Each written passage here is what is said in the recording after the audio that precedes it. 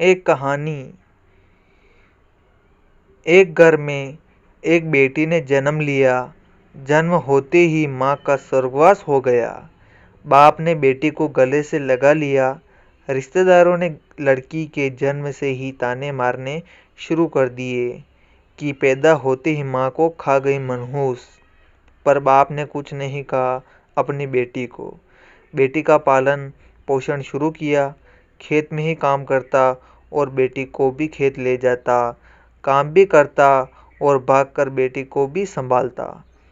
रिश्तेदारों ने बहुत समझाया कि दूसरा विवाह कर लो, पर बाप ने किसी की नहीं सुनी और पूरा ध्यान बेटी की ओर रखा।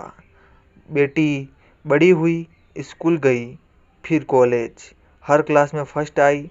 बाप बहुत खुश होता, लोग बधाइयाँ देते। बेटी अपने बाप के साथ खेत में काम करवाती, फसल अच्छी होने लगी। रिश्तेदार ये सब देखकर चिढ़ गए।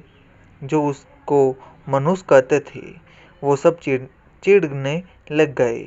लड़की एक दिन अच्छा पढ़ लिख कर पुलिस में एसपी बन गई। एक दिन किसी मंत्री ने उसको सम्मानित करने का फैसला लिया और समागम का बंदोबस्त करने के आदेश दिए।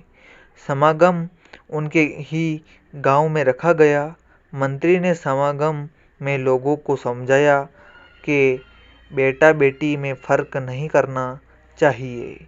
बेटी भी वो सब कर सकती हैं जो बेटा कर सकता है। भाषण के बाद मंत्री ने लड़की को स्टेज पर बुलवाया और कुछ कहने को कहा।